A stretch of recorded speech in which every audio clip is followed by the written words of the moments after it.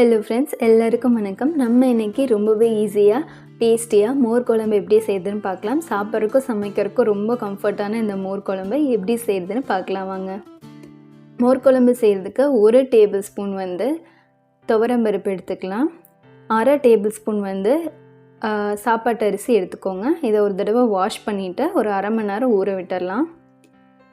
இது ஏன் ஊற வைக்கிறோன்னா குழம்பு இது திக்காக்கிறதுக்கு நம்ம இதை ஊற வச்சுக்கலாம். இப்போது 1/4 கிலோ வெள்ளை பூசணி எடுத்திருக்கேன், 250 கிராம். இது தண்ணி ஊற்றி நல்லா வேக விட்டுருங்க. நல்லா வெந்து வரட்டும். ஒரு மூடி போட்டு மூடி நல்லா வேக விட்டுருங்க. கொஞ்சமாக மஞ்சத்தூள், அது வேகிறதுக்கு தேவையான உப்பு.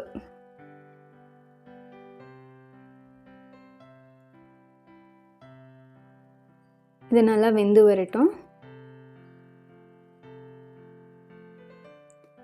இப்போது வெள்ளை பூசணி நல்லா வெந்துருச்சு. இப்போ ஒரு மிக்ஸி ஜாரில் இதுக்கு தேவையான மசாலாவை ரெடி பண்ணிடலாம். 1/4 கப் தேங்காய், 1 டீஸ்பூன் சீரகம், 1 டீஸ்பூன் மிளகு, பச்சை மிளகா, இஞ்சி.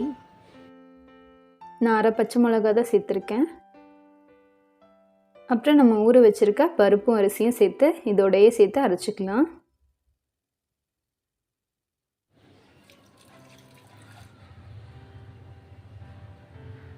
இப்போ நல்லா இது ஒரு ஸ்மூத் பேஸ்ட்டாக அரைச்சி எடுத்துக்கலாம். இதை நல்லா குக் ஆனதுக்கப்புறமா நம்ம அரைச்சி வச்சுருக்க பேஸ்ட்டை இதில் ஆட் பண்ணிக்கலாம்.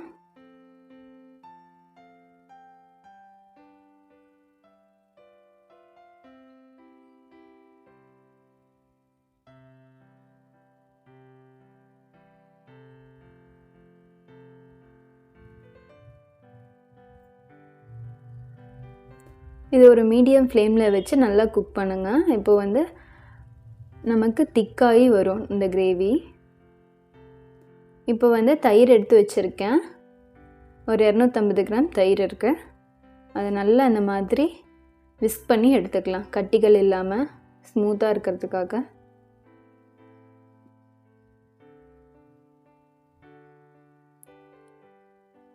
இப்போ பாருங்கள், இந்த குழம்பு நல்லா திக்காக இருக்குது. எவ்வளோ திக்காயிடுச்சு பாருங்கள்.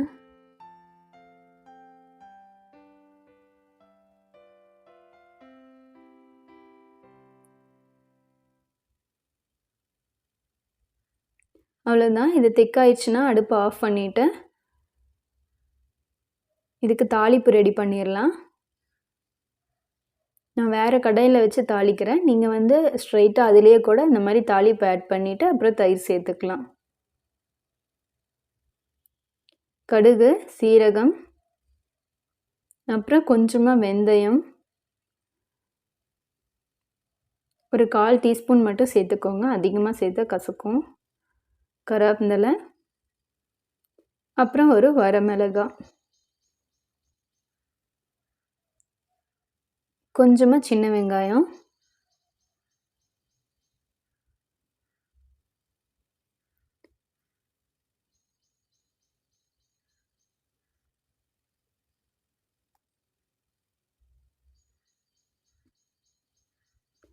இப்போது நம்ம ரெடி பண்ணி வச்சுருக்க இந்த குழம்பு இதில் சேர்த்துக்கிறேன்.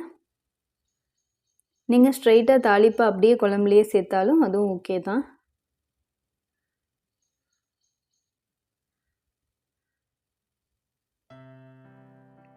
இப்போது லாஸ்ட்டாக நம்ம தயிர் சேர்த்துக்கலாம். பாருங்கள், தயிர் இந்தளவுக்கு நல்லா க்ரீமியாக இருக்குது.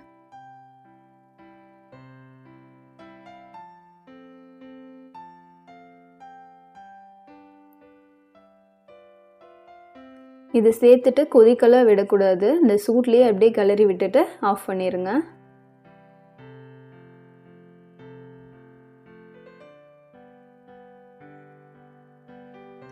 தயிர் கொதிக்கக்கூடாது. கொதிச்சதுன்னா உங்களுக்கு பிரிஞ்ச மாதிரி ஆயிரும். அதனால் அப்படியே கொஞ்சம் லைட்டாக சூடானதும் ஆஃப் பண்ணிடுங்க.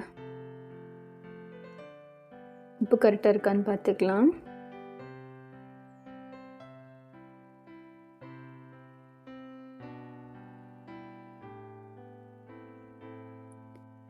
இப்போ லாஸ்ட்டாக கொத்தமல்லி தழையை தூவி விட்டுருங்க. அவ்வளோதாங்க, நம்மளோட அருமையான மோர் குழம்பு ஈஸியாக தயாராகிடுச்சு. இதே மாதிரி நீங்களும் செஞ்சு பாருங்கள். இந்த வீடியோ உங்களுக்கு பிடிச்சிருக்கோன்னு நம்புகிறேன். வீடியோ பிடிச்சிருந்தா வீடியோக்கு ஒரு லைக் கொடுங்க. நம்மளோட சேனலை இது வரைக்கும் சப்ஸ்கிரைப் பண்ணல அப்படின்னா சப்ஸ்கிரைப் பண்ணி சப்போர்ட் பண்ணுங்கள். வீடியோ எப்படி இருந்ததுன்னு கமெண்ட் பண்ணுங்கள். பிடிச்சிருந்தா உங்களோட ஃப்ரெண்ட்ஸ் அண்ட் ஃபேமிலிக்கும் ஷேர் பண்ணுங்கள். தேங்க்யூ.